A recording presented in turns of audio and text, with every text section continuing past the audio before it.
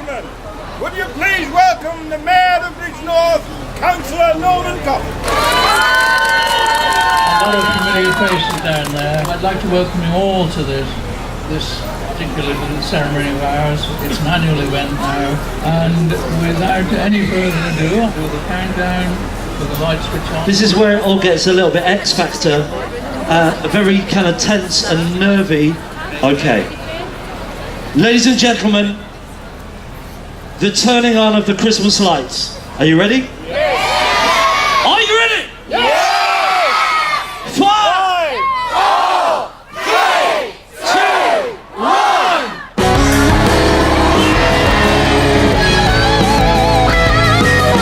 And now, the Bridgnorth Pod with Dan Bradley and John Garbett.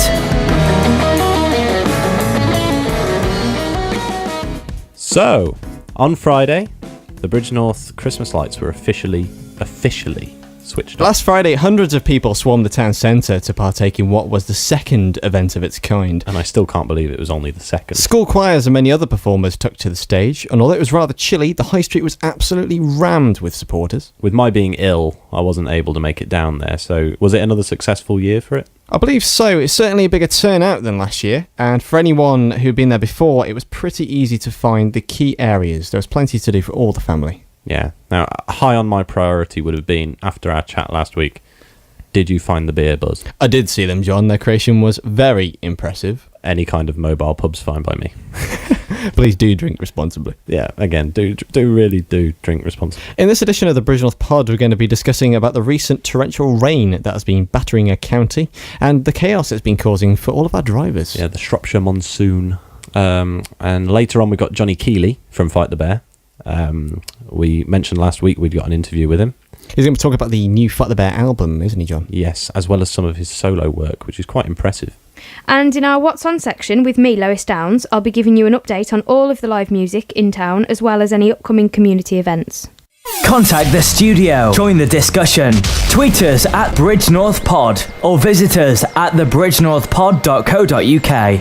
So, John, what's the most talked about news story over the past week or so? Well, unfortunately, it's typically British and it's the weather. It's not roadworks this time, It's then, John. not roadworks or traffic, it's weather. Although the weather has affected the traffic, there have been traffic accidents, haven't there? It just goes to show that drivers really need to keep their wits about themselves when faced with dangerous conditions, as we head into December, where things are going to get a lot colder. We're joined by Nigel Lowe from One Way Driving School, who serves the local area. Nigel, what would you say is the most common mistake drivers make that we've seen recently that has resulted in serious or even fatal collisions? They seem to underestimate their ability in that weather, so that they're not keeping the distance. They're not taking into consideration how the braking will affect them. They're not considering the water at all. So regardless, they go along like it's dry weather. You need to think about getting some tyres as the roads get slippy. If I feel mine sliding, it don't matter about the tread, I change them, especially as the roads get wet and icy, as they are now. Just goes to show how important it is to just make basic vehicle safety checks as well, like tyre pressure, and topping up screen wash, I imagine. Any sort of grime on your windscreen, that rain comes, and all of a sudden you're just looking through grease. All this talk of roads being dangerous sounds scary, but what would you say is the best advice for drivers to stay safe out there in these poor weather conditions? Lots of people are going out in this bad weather and they don't need to. Do you really need to take that journey? Let's take the snow. People just slide everywhere. They've got the foot on the gas, they're spinning the wheels, just a little bit of forethought, pulling away in second gear, a little bit, pulling away a little bit slower, doing everything a little bit slower with a little bit more distance between you and the other vehicles, and everything's fine. It's the driver. The driver themselves have got to think about what they are doing, not what others are doing. With the torrential rain we've had over the past week or so, I've been hearing a lot of stories of drivers just simply getting stuck in floodwater. What if you're confronted with floodwater in the road? What would you say is the best course of action? Don't go. I remember a couple of years ago I went down a road and there was it was a ford and it looked a bit deep, and I thought, if I stall in that, I've had it. And I didn't go. I just turned round and went the long way round. You see, what happens if you're down at the Bridgnorth Road towards Wolverhampton, There's a Ford down there, and a couple of years ago I looked over and there was actually a driving school car, and what they'd done, they'd stalled in the Ford. The minute you stall in a Ford, the water starts coming up to the car, and both the driving, it was serious, but it was also comical. I saw the driving instructor and the pupil standing on the bonnet with the phone in his hand. The car was completely full of water. People will think they'll follow others through. Your vehicle might be a different vehicle to the one in front. Don't go, or buy a tractor. Or a speedboat. Yeah, get a boat. There you go. Thank you very much for the advice, Nigel. Okay, thanks. It was a pleasure talking to you, Dan. So, John, after talking to Nigel there, have you had any personal experiences with bad weather conditions on our roads? I have, yeah. The year Britain froze. Yeah. 2 years ago, December 2010. I was on the dual carriageway in Telford, and the car in front of me performed an emergency stop. I braked, I performed an emergency stop, and I skidded straight into the back of the other car. In hindsight, I was too close. Again, what Nigel's saying about distance. Yeah. Distance always matters. It's noticeable since then how much I've backed off other drivers, and I'm much more cautious. Sometimes for people, the best thing for them to happen to them to improve their driving is actually for them to crash, because it actually makes them aware of what they've done wrong or where they maybe could have prevented it. I know it did for me. I was definitely too close. Well, we'd like to thank Nigel there for giving us some very valuable road safety advice on the Bridgnorth pod. Okay, so now it's time to find out what's going on in Bridgnorth with What's on Bridgnorth. What's on Bridgnorth with Lois Downes. Brought to you by technotic.co.uk. So, Lois, what can we look forward to in Bridgnorth this week? Well, we have an array of things going on in Bridgnorth this week, Dan. Wednesday is set to be the evening for all of you Bridgnorthians out there to showcase your talents. At the Black Boy Inn, you'll find Thompson Oldman hosting their weekly open mic. The event kickstarts at 8:30 and finishes at 11 p.m. There's certainly a lot of opportunities to get yourself known in Bridgnorth, isn't there? There really are, Dan. Now, if you are raring to get out there and show everyone what you have got, then make sure you head down to the Bell and Talbot, as Rob Cooper is also hosting their monthly open mic. Now, this event starts a little later at 9 p.m, but also finishes at 11. So make sure you wrap up warm, grab your instruments and play your socks off and get yourself known. So what's happening on Thursday? Well, if you fancy another opportunity to showcase your talents, head down to the Bear Inn for their weekly open mic. This week's hosts are Ree Moore and Aaron Alvey. And the evening starts at 9:30, finishes the usual time of 11 p.m. So Friday, Lois, everyone's looking forward to the weekend. What's happening? Well, this weekend's music scene is set to be a good one, with some amazing bands playing around various venues throughout town. The one and only Shebang, featuring Rob Cooper, shall be playing at the Bear Inn from 9 o'clock, and Paul Wallace and Sam Newth are also playing at the Bell and Talbot from 9 p.m. Well, Lois, with Christmas fast approaching, are there any community events we can look forward to this weekend? Well, Saturday we can officially welcome December and all of its festivities. St Mary's Church are host to the Christmas Tree Festival, where some 20 trees shall be on show around the church, with the theme of the journey focusing on Jesus' birth and childhood. How much will it cost to get in? Well, admission is free and donations are, of course, very welcome. The event begins at 10 a.m, so make sure you head down there. Check it out, people. What's happening with the music scene on Saturday, Lois? Well, Saturday again is looking great for those of you who are out in town. Check out the Freaky Chuckers at the Bell and Talbot and Cooper and Davis, who are at the Bear Inn.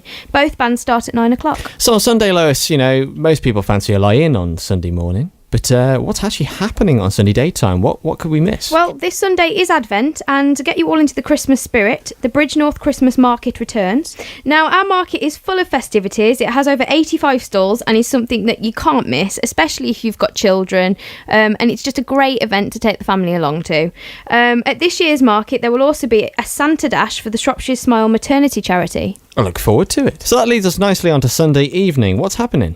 Well, if you're looking for a great night, look no further than the Bear Inn, where they shall be hosting a karaoke and stand-up comedy evening. What time should I get there for? Well, this starts at 6 p.m, Dan. So, Lois, is there any more live music on Sunday? Well, later on that evening at 9 o'clock, we have Stu Henry, who's playing at the Bell and Talbot, so head on down to there. So that's been this week's What's On. I hope you all enjoy welcoming 2012's December. Stay wrapped up warm this weekend and enjoy indulging on all that lovely local food and drink. Thank you, Lois. You're very welcome. What's on Bridgnorth with Lois Downes. Brought to you by technotic.co.uk. Okay, so we're joined by Jonny Keeley from Fight the Bear now. You right, Jonny? Yeah, I'm good, thank you. This week you're celebrating 8 years of performing as Fight the Bear. Where did it all begin? it was pretty much, well, 8 years ago, we weren't exactly Fight the Bear. We were us four playing together, but there was loads of guys here. There was basically all the kids that we went to school with, and we all played in bands. We all kind of played together. But it was more sort of 6 years ago that we started taking things a bit more seriously, and we'd sort of done recordings. And was that with Dead Sea Fruit? Would you say you took things more seriously once Dead Sea Fruit was released? No, well, it was our first album, really, Gutter Love. That was when we suddenly realised that we could, that people wanted our music and we could actually make a living kind of doing this. And a lot of the guys that we'd played with, like other bands like Funk the System and a few other sort of bands from around here, they were doing the same thing. We were all like just recording our own albums, selling them, and we didn't really. It's probably the same over there, but you're quite isolated, so you don't see other bands doing things, which I think is a good thing because you just kind of think on your own feet then, and you don't try and be like anyone. You just see what works and you go with the flow and kind of evolve with it. I think that's a positive thing for us. Talking of making a living from it, you guys recently did a sort of European tour, didn't you? Yeah. How did that go for you? Well, that was great. I mean, that was sort of similar to a holiday, really. We met this band called the Jewels, a German band. We met them in Sheffield about 6 months ago, and when we met them, we just kind of, just got on really well, and decided that we thought it'd be great if they came back over here, and then we could go back to Germany with them. So we kind of, it was a mixture of a lot of UK dates, and then a few in the Netherlands, and we ended up in Berlin in the end. But yeah, so that was great. That was about 10 gigs in a row, which was including the gigs that we'd done before the tour. That's probably the longest we've ever done in a row. Covered quite some distance, I imagine. It was what, sorry? You covered quite some distance with your European tour, I imagine. Yeah, it was. It was. We played the last night in Berlin, and we sort of got to hang out on the last day and spend a bit of time there, which was nice because we were rushing around quite a lot. But we did the whole drive back in one go, which was pretty much 24 hours straight. Quite extreme. Ouch. Yeah, it was good fun though. You did your debut sort of leg of the tour on the Sabrina boat, didn't you? I still find that really fascinating because you've done a few solo gigs on there as well. What's it like performing on the Sabrina boat, whilst moving especially? The boat's great because it kind of changes the way that you kind of do it, really, because people can't get off. So like you kind of, when you start, that's everyone that's there, and it's also everyone that's going to be staying. So it does change the way it is. You treat it much more like a party, really, like a exclusive party. Because you guys have done like a ton of gigs now, you must have decided on what your favourite original track of all time is. Of our own? Yes. We kind of differ on that, really. My own personal favourite, I think, is the song "No Soldier." I think just for me that it was the clearest. As soon as it was written. Really, there was no struggle with it. I think a lot of the times that you write a song, it can be like, you fumble with it, or you can't quite get a bit right. But with that one, it just kind of sat. I kind of brought the idea, and we all played through it, and that's kind of what it was. We didn't have to struggle, as I say, with it. Talking about fumbling around with tracks and trying to work out where to go with them, has there been any sort of change in the way you guys have gone about songwriting over the years? I definitely think so. I think that any band, when you first start, your influences and your favourite bands are definitely like right on the surface.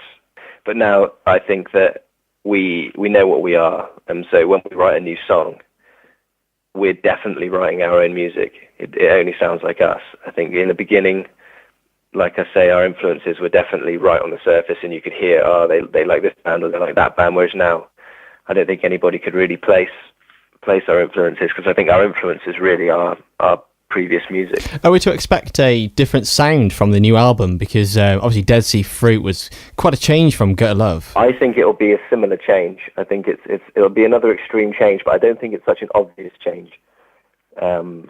I think from what a few people have like close to us have heard it, and they've said that it's got a similar sound to Dead Sea Fruit, but it has a very easy and homegrown kind of vibe that our first album had, obviously, because we were quite young when we did that, and it was just like fun in the studio. So I think it's kind of a mixture of the two in terms of its general atmosphere, but it's definitely a more cohesive album than anything we've ever done. I think it's our best album. Do you have a planned release date for that album yet, or is it all in the pipeline? We do, but as we've had a few planned release dates, but as the way we do things is we're very independent with everything, and we want to get anything we do. We want to make sure we get it right. We don't want to rush anything. It was planned to be this Christmas.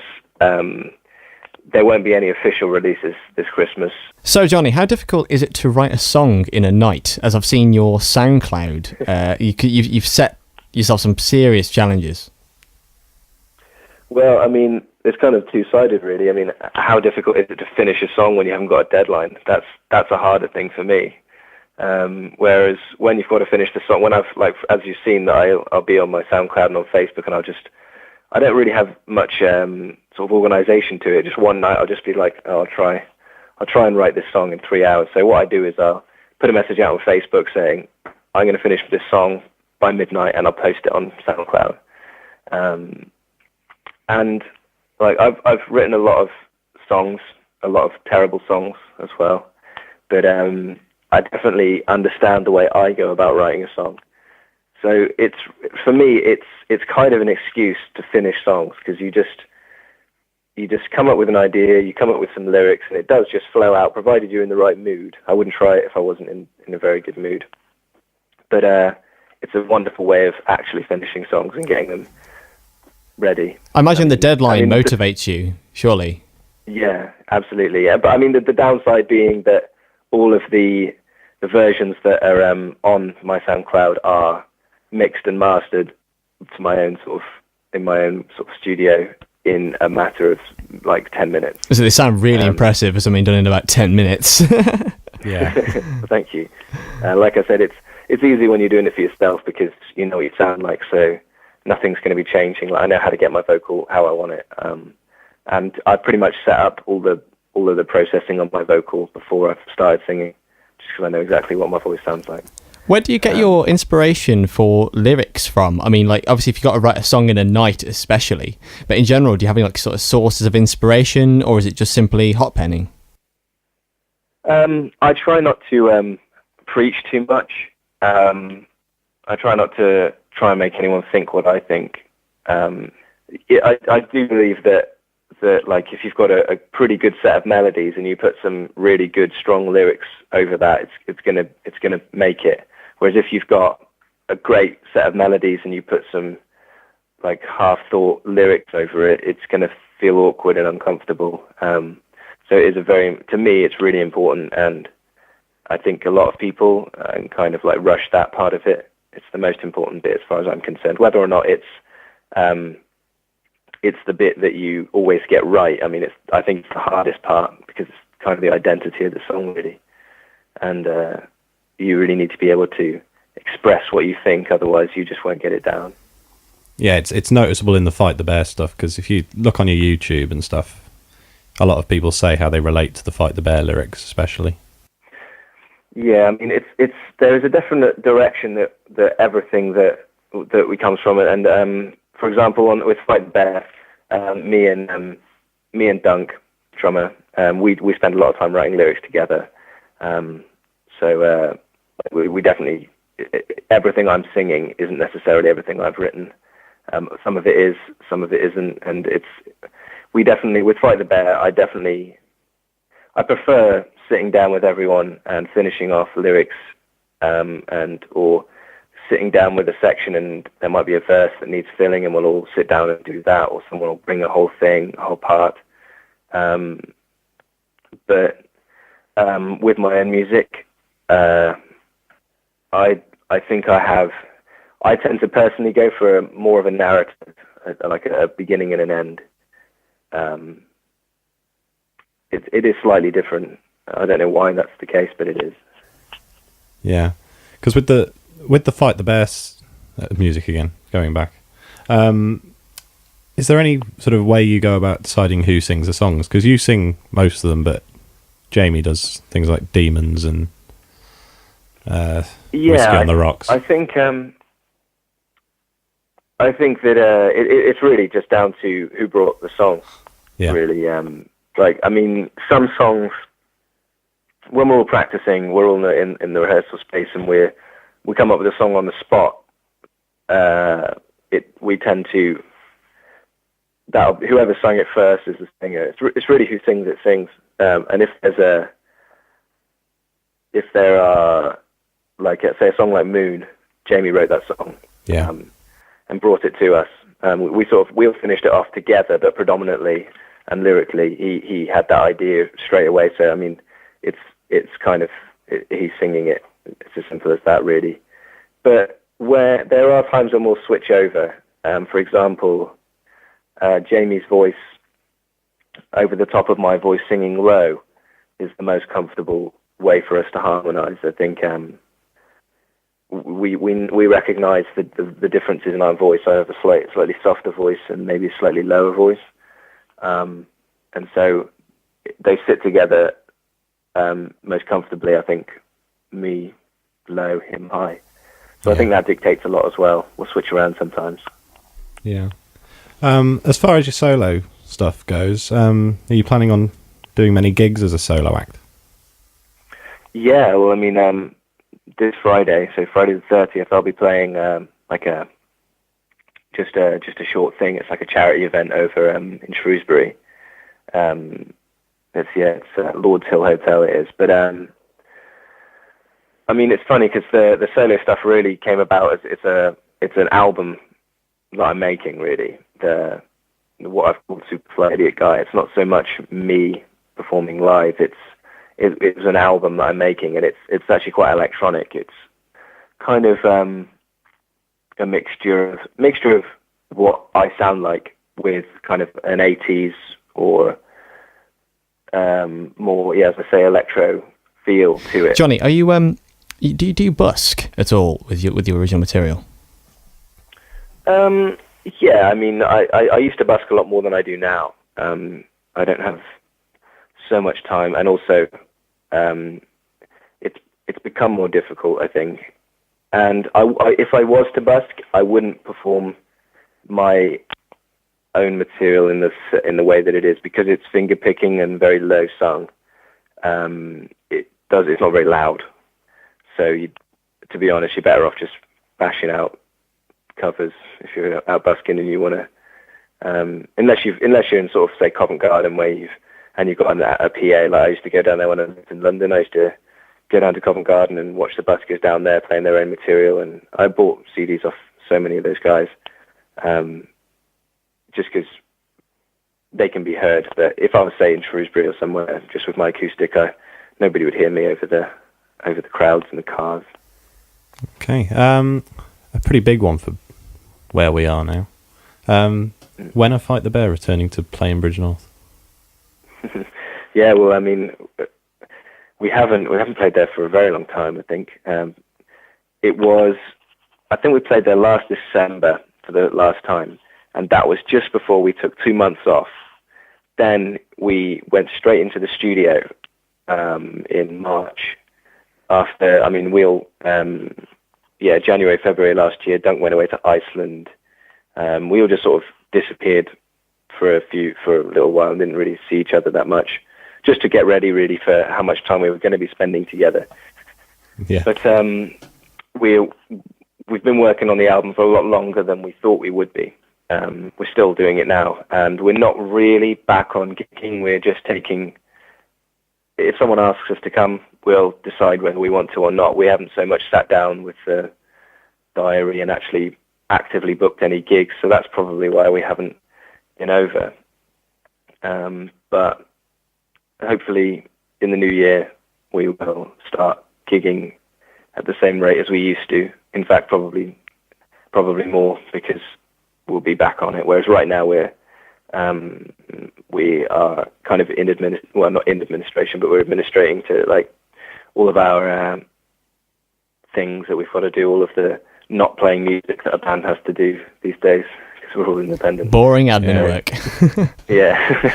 It's a shame that, like, I spend most of my time taking photos or doing web design or, I don't know, sat on Pro Tools, very little time playing music nowadays, which is a shame. But, well, I still spend a lot of time doing it, but not compared to the amount of other work that you have to do to keep up with all the other bands that can pay these people.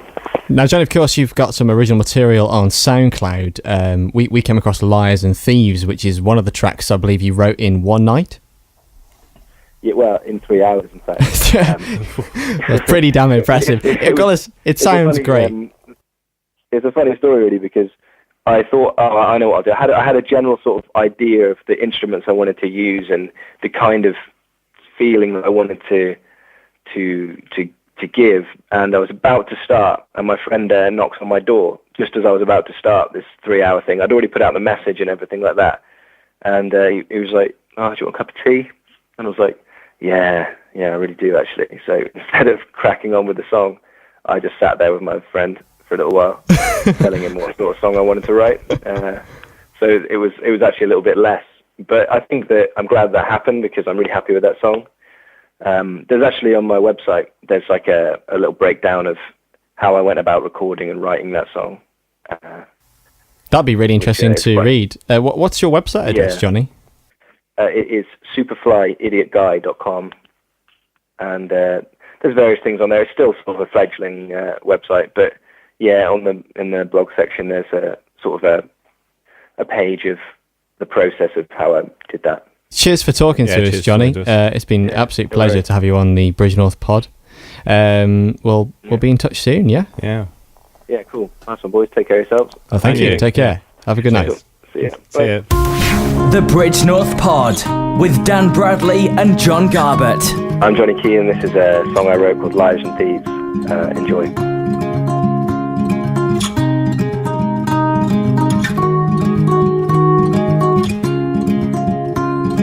Go and tell the king there's no one left to rule.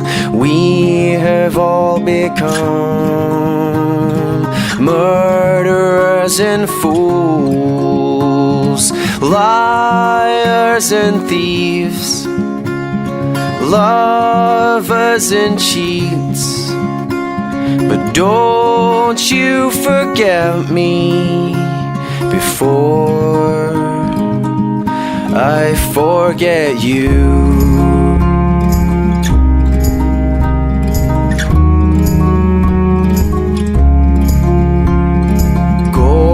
See your queen, wish her all the best from me. Tell her I have become bitter and unseen, but leave her drones to sleep like an apple to her seed. I can set you free. Drones, do as you please. But this love is so much thicker than this we're fighting for. But dirt is thicker still, so let's bury it in the floor. Cover me with mud, kid, cut out my tongue.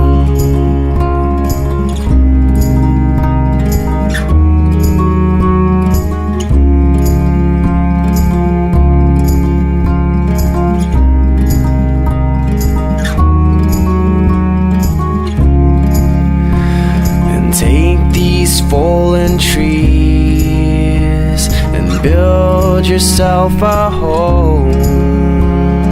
Carve my rotten bones into a festive throne. Uncomfortable seat. Believe what you believe, but don't you forget me I fall asleep. And blood is so much thicker than the paint that's on these walls. But hate is growing stronger than the kids that fight these wars. Before they hold their guns, teach these boys to run. And as I hold my tongue, I see what I become. So we'd like to thank you once again for listening to the Bridgnorth Pod. We'd also like to thank Nigel for discussing road safety with us. And we'd also like to thank Jonny from Fight the Bear for talking to us. We're very privileged to have talked to him on the week of their 8-year anniversary. Anniversary of gigging. Yeah.